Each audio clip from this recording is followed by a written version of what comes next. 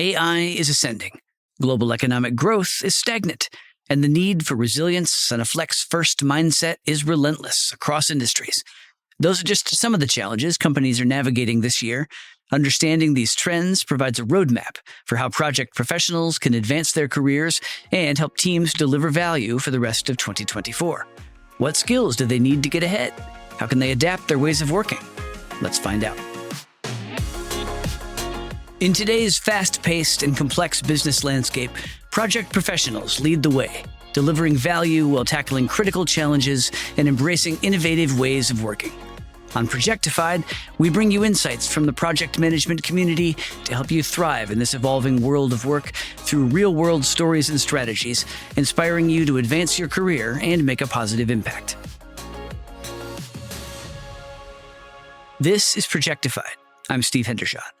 Project teams will be tested again in 2024, but even in the face of global economic inertia, project professionals will have opportunities to generate momentum with future-focused initiatives ranging from construction to energy. And everything will overlap with digital transformation, heightening a demand for teams in all industries and regions to continue to tap into emerging tech. Most notably, companies are going all in on artificial intelligence. PwC estimates AI could contribute up to $15.7 trillion to the global economy by 2030. So today, let's explore the must-have skills and hot sectors shaping project activity in regions around the world. In our roundtable discussion, we'll hear from Aziz Onashoga, VP of Technical Operations at renewable energy company Arnergy in Lagos, Rati Vijayaraghavan, a senior project manager at Capgemini in Bengaluru, who specializes in IT projects, and J.D. Harrison, discipline lead for program and construction management at the engineering and construction firm CDM Smith. He's based in Tallahassee, Florida, in the United States, but is working on a major infrastructure program in New Orleans, Louisiana.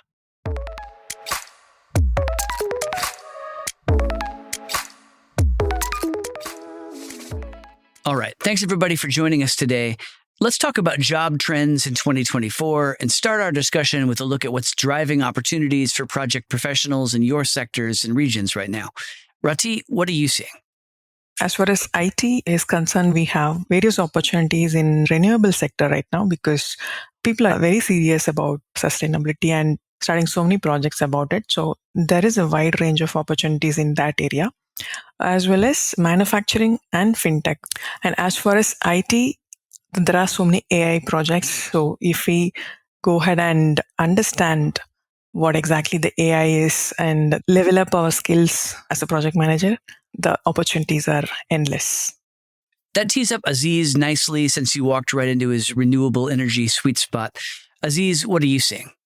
For renewable energy, project management is actually divided into about three areas: the project development phase, the construction phase, and then the operations phase.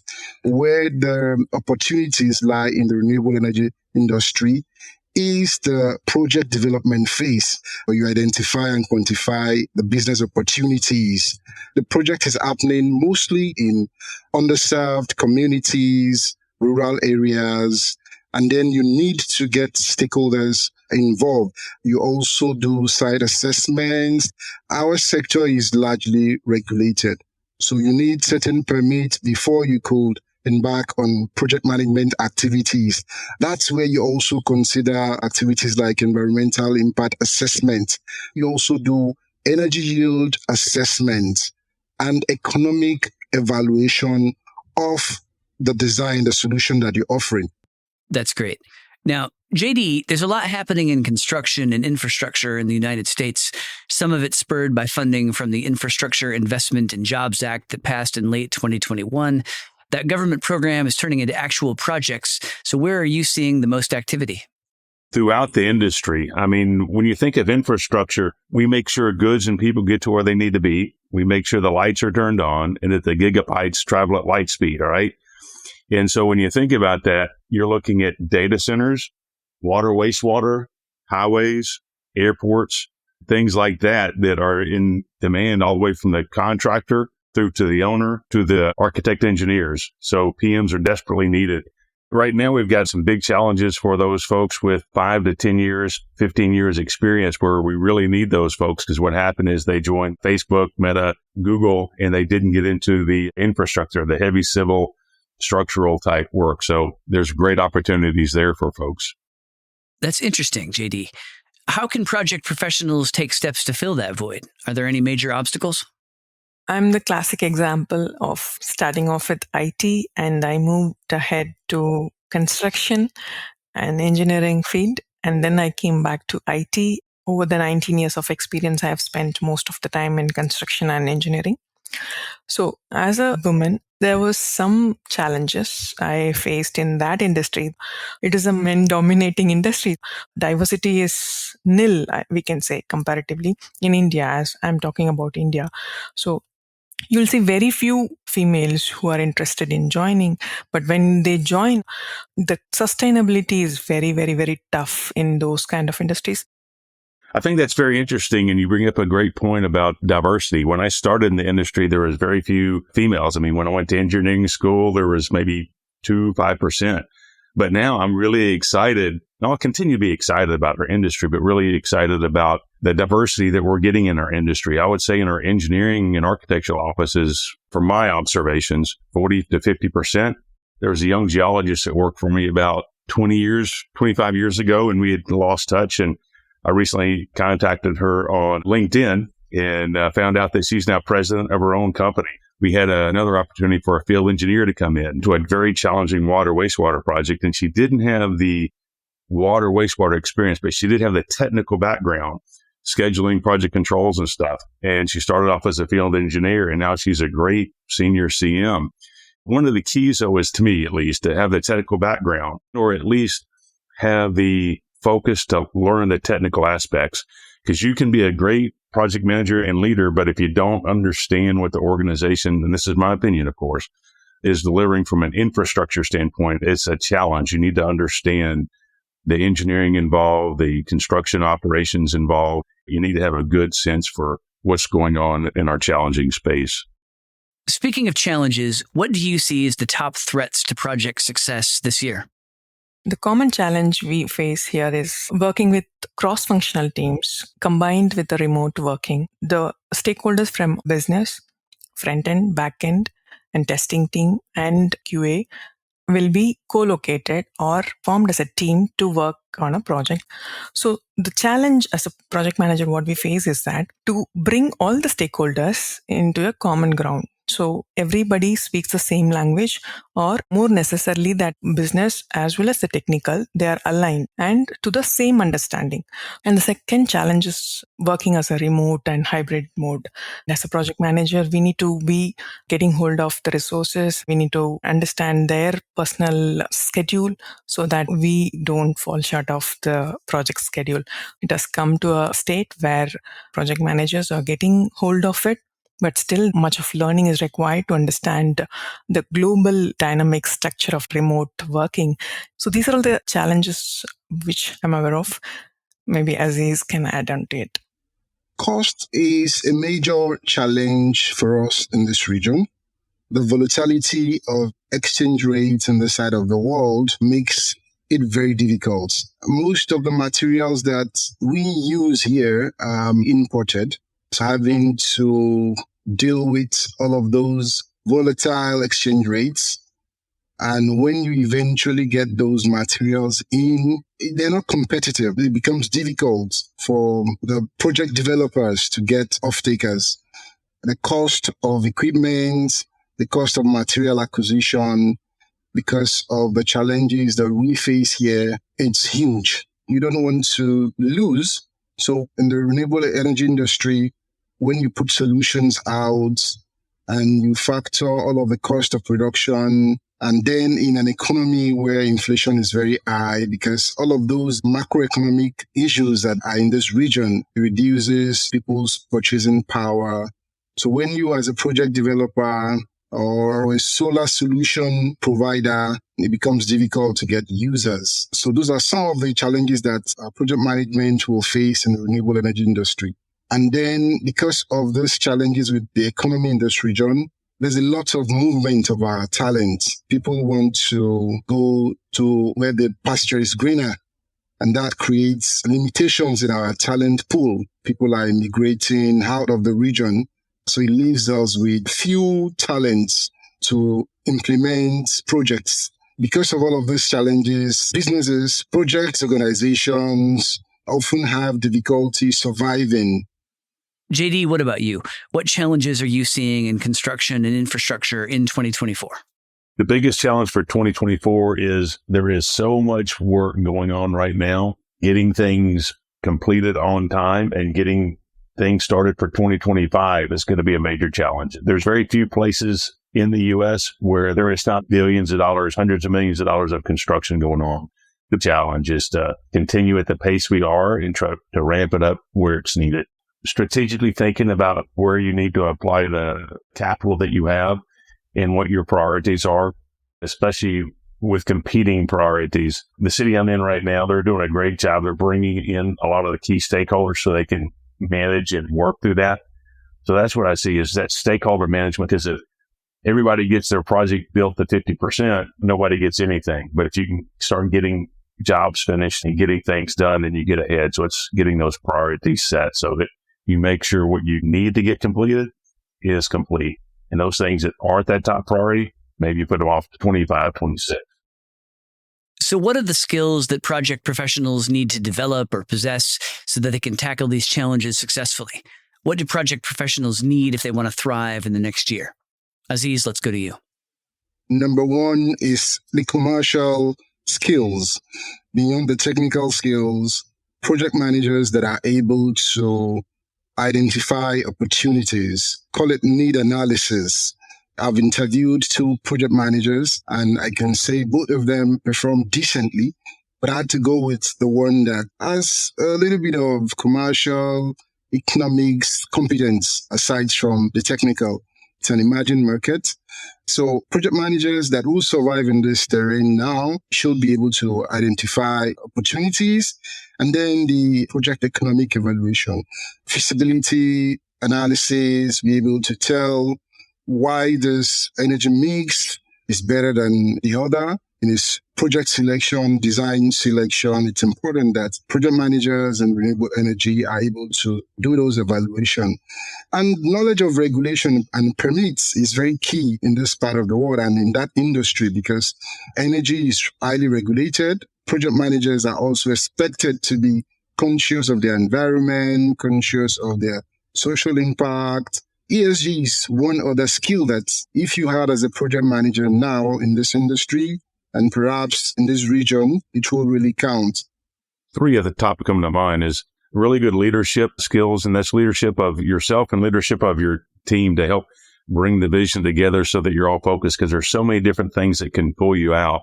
And then understanding data management, being able to take that data and have the folks look at it the right way and present that data so that you can make solid decisions. And the other part is just strategic thinking. To think, okay, where is the project team going to be here from a year from now, 2 years, 3 years? What can get in our way? What are the resources we need to bring? How do we work together? I agree with both Aziz and JD. As a project manager, the key skill I am looking at is influencing. You have to talk to the stakeholders and you need to get the data input for your reporting, what exactly they are working on, risk they are facing, because some people, they work in isolation and they will not be giving you data. With respect to IT, I'm seeing a lot of talks between waterfall and agile. There is a competition going on whether we have to use waterfall or we have to use agile. A good project manager should have sense wherever waterfall is necessary, you have to use that. Wherever you don't have the vision or you don't have the scope of work very clear, you have to combine agile as well as waterfall. The adaptability is a skill I'm looking at for a project manager in this dynamic environment so that he can quickly adapt and he can ask his or her team to understand the scope of work and he can influence to get the output he desires. Speaking of adaptability was part of that last answer. We're all adapting to AI these days. Rati, how has AI changed IT project management? I would say it is data-driven the changes it has brought in. Predictive analytics, that one space where a project manager struggles to understand the historical data to estimate for his or her projects. With AI, it is getting easier to understand the historical data or similar kind of projects which the organization delivered previously.